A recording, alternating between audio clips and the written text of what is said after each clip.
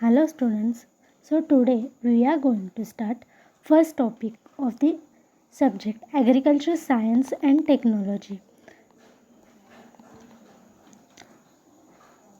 तर हे जे ॲग्रिकल्चर सायन्स अँड टेक्नॉलॉजीचं बुक आहे त्याचं फ्रंट पेज अशा पद्धतीचं आहे आणि ह्या सब्जेक्टला क्रॉप प्रोडक्शन असं सुद्धा म्हणतात.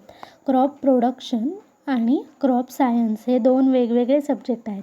तर आपला जो आहे तो क्रॉप प्रोडक्शन आहे. कायम लक्षात ठेवायचं की क्रॉप प्रोडक्शन म्हणजेच agriculture science and technology. Okay, तर त्याच्यामधला फर्स्ट टॉपिक आहे तो आज आपण स्टडी करायला सुरुवात करणार आहोत. Rock and soil. तर रॉक आणि सॉईल म्हणजे रॉक म्हणजे काय, त्याची फॉर्मेशन कसं झालं, उत्पत्ती कशी झाली, त्याचे टाईप्स कोणते कोणते आहेत हे आपण पाहणार आहोत. Definition of rock. Rock may be defined as a hard mass or mineral matter comprising of two or more minerals. Rock म्हणजे काय, तर असं एक हार्ड मास, एक हार्ड म्हणजे कडक मास असणार आहे जे की कशापासून मेडअप झालेलं असणार आहे, तर मिनरल मॅटरच्या ब्रेकिंग डाऊनमध्ये किंवा जे काही मिनरल मॅटर्स असतील ते एकत्र येऊन त्याच्यापासून मेडअप झालेले हे जे काही आहेत ते रॉक्स असतात, म्हणजे खडक. Each rock possesses certain characteristics like color, structure, specific gravity and mineralogical makeup. तर प्रत्येक जो काही खडक आहे, प्रत्येक जो काही रॉक आहे त्याचे पर्टिक्युलर कॅरेक्टरिस्टिक्स असतात. जसं की फॉर एक्झाम्पल काय काय आहे, कलर वेगवेगळे असतात, त्यानंतर त्यांचे स्ट्रक्चर वेगवेगळे असतात, त्यानंतर त्यांची स्पेसिफिक ग्रॅव्हिटी म्हणजे त्यांचं जे काही वेट असणार आहे ते वेगवेगळे असतात, त्यानंतर मिनरॉलॉजिकल मेकअप म्हणजे कोणत्या कोणत्या मिनरल्सपासून मेडअप झाले ते त्याला मिनरॉलॉजिकल मेकअप असं म्हणतात. Classification of rock according to mode of formation. तर हे जे रॉक्सचं क्लासिफिकेशन दोन पद्धतीमध्ये झालं आहे. त्यातलं फर्स्ट काय आहे तर according to mode of formation. तर त्यांचा जो फॉर्मेशनचा मोड आहे म्हणजे कशा पद्धतीने फॉर्म झाले त्याच्यावरून एक क्लासिफिकेशन आहे. त्यात फर्स्ट आहे igneous rock. This rock were the first to be formed with the molten mass cool and consolidated into the solid rock. They are also called as primary rock. तर igneous rock जे आहेत त्यांना primary rock असं सुद्धा म्हटलं जातं, म्हणजे first time तयार झालेले जे काही रॉक्स असतात त्यांना प्रायमरी रॉक. तर हे कसे काय तयार झालेत, तर जे काही हे झाले असेल ना ज्वालामुखी मॅग्मा, तर ते जे काही ज्वालामुखीमुळे जो काही जसं की आपण ज्वालामुखीचा उद्रेक बघतो की खूप सारं जमिनीतून लावारस बाहेर येतो, तर तो जो काही लावारस बाहेर आलेला असणार आहे तो नंतर काय होत जातो, तो जो मास आहे तो कूल होत गेला, थंड होत जाऊन त्याच्यापासून ते कडक झाल्यावरती रॉक तयार झाले, ते इग्नियस रॉक होते, म्हणजे पहिल्यांदा तयार झालेले प्रायमरी रॉक असं सुद्धा म्हणतात. These are classified as follows. The rock formed by slow cooling of molten magma beneath the surface is intrusive or plutonic rock. For example, granite. तर त्यांच्यामध्ये स्लो कुलिंग होऊन जे डीप सरफेसला होते म्हणजे खालच्या साईडला होते ते रॉक्सना काय म्हटलं आहे, इंट्रसिव्ह ऑर प्लुटॉनिक रॉक. त्यांचं एक्झाम्पल काय आहे तर ग्रॅनाइट.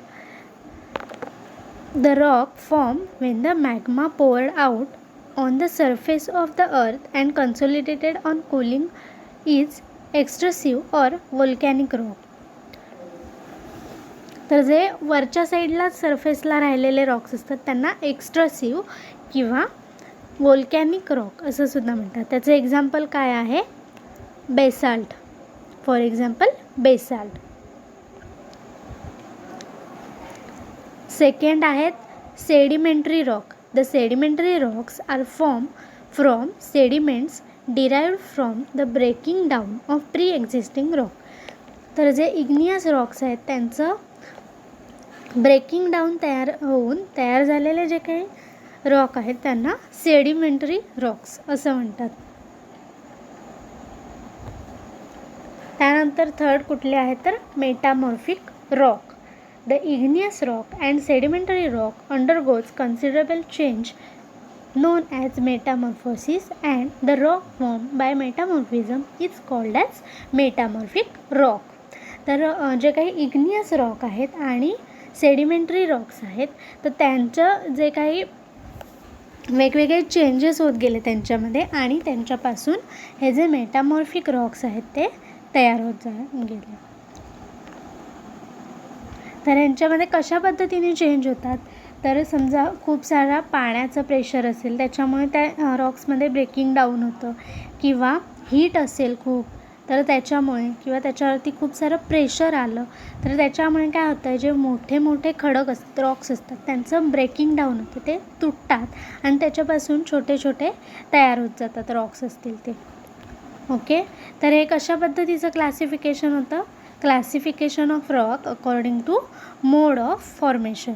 आणि सेकंड काय आहे तर classification of rock on the basis of chemical composition that is silica content. तर त्याच्यामध्ये असणाऱ्या सिलिका कंटेंटवरून सुद्धा वेगवेगळे त्याचे क्लासिफिकेशन झाले. The different Roxx content silica in different proportion on the basis of silica content they are of different type. तर हे जे रॉक्स आहेत ते त्यांच्यामध्ये असणाऱ्या सिलिका कंटेंटनुसार सुद्धा त्यांचे वेगवेगळे पार्ट झाले. जसं की आता इथे आपल्याला इग्नियस रॉक्समध्ये काय काय आहेत ॲसिड रॉक आहे इंटरमिजिएट रॉक आहेत आणि बेसिक रॉक्स आहेत. तर ॲसिड रॉकमध्ये किती आहे सिलिका कंटेंट अबाव 65% आहे. किती आहे अबाव 65%.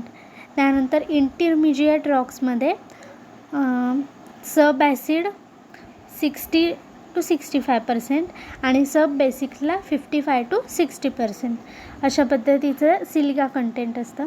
आणि बेसिक रॉकमध्ये सिलिका कंटेंट बिलो 55% म्हणजे 55%पेक्षा कमी असतं.